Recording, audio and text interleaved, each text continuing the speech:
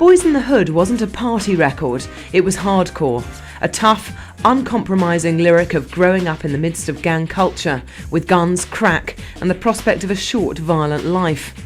Neither glamorising the life or passing moral judgment, Boys in the Hood was the prototype for the all-star group that Cube, Eazy and Dre would then put together to capitalise on its success.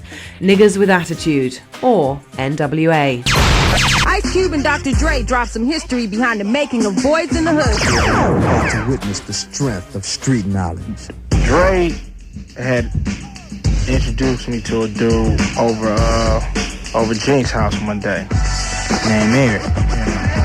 This was it was either early 85 or late 85 or early 86. It was around that time.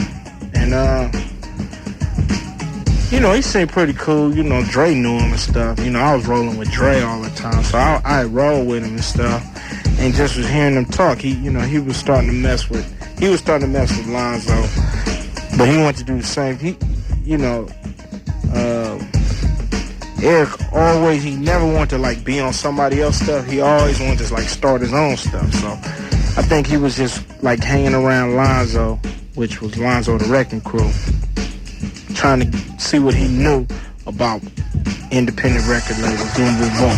So he had a group called HBO, and that group was a group, they was from New York, that Dre had met. Dre wanted to put him down. Lonzo didn't want to put him down, so Eazy was going to put him down. Dr. Dre. And I knew Eric had a few chips, I knew he had some change from hustling. So he said he'd be with it. He wanted to check him out. Actually, it was Eric and another buddy of mine named Laylaw. Laylaw wasn't with it either, so he left. It was me and Eric in there.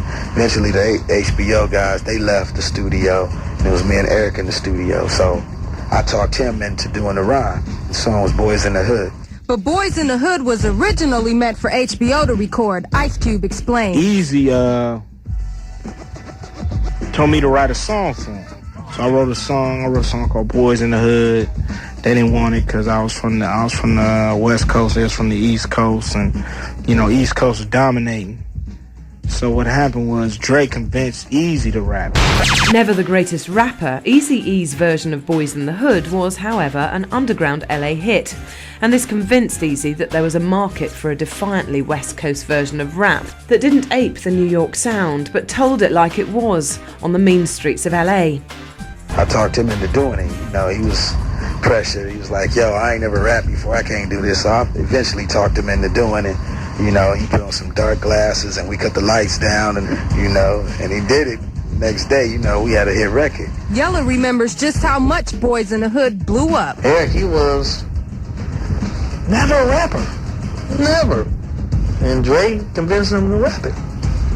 And then that little voice, that unique voice he got, took it over. That's what started it. Once it got to K-Day and Greg Mack played it, it went #1 7 or 8 nights in a row. The legendary K-Day was LA's only 24-hour hip-hop station until newcomers came along and changed the format in March of '91. The station's most prominent DJ, Greg Mack, remembers meeting Eazy one night at a club. I remember we were doing a promotion at a club called Casa, a club which was mostly Hispanic in downtown LA. And it was a Friday night. We were doing a live thing out there on the radio station and stuff. Eazy and Dr. Dre had brought him out because Dr. Dre was doing mixes for K-Day at the time.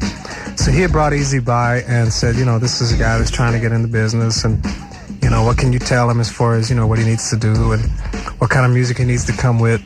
And basically I listened to Boys in the Hood, which he had on his headphones, which he was walking around with. And I said, well, it's not a bad record, but you need to clean up the language a little bit. I said, it's not a matter of selling out, but you need to, take the cuss words out in order to get on radio. So I think it took about a week, and Eazy came back, and he had a clean version of Boys in the Hood. which I'd been hearing on the streets for at least a month before that. Everybody was bumping it. So it was like something we didn't even think about. We just put it on right away, and the response was immediate also. And it just took off. Boys in the Hood may have seemed like an overnight hit, but it did need a little push in the beginning. Dr. Dre knew that the group liked the song, but he didn't know if anyone else would, so he decided to get his hustle on. See, what we did was we went down and we got the fictitious business name, put it in the paper, came up with Ruthless Records, and we used to go down to a place called Macola. And what we used to do is we used to sell the records ourselves. We didn't have no distribution deal or nothing. We would go down and have like about 2 boxes printed up, you know, which 50 comes in a box. It costs $1 to print them up, you know, so we spend $100 and go sell them to different record stores at swap meets for like $250, $275 a copy. And, you know, we just come up on the money like that. Eventually, we took the money that we made on Boys in the Hood and made the first N.W.A. record. Ice Cube also credits Greg Mack of K-Day for N.W.A.'s initial success, starting with the station's decision to play Boys in the Hood. K-Day had a big part in just blowing us up out here because the record had a domino effect. You know, it wasn't just like, bam, it would start blowing up in L.A., and then start blowing up in San Diego, and then Fresno, and Phoenix, and Denver, and Las Vegas. So it just started spreading through the country like a virus or something. So K-Day was a big part of that for giving us the initial spark.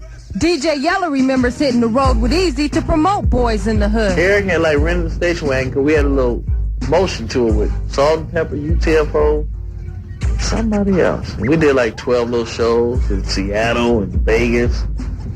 We was there. That's how we started.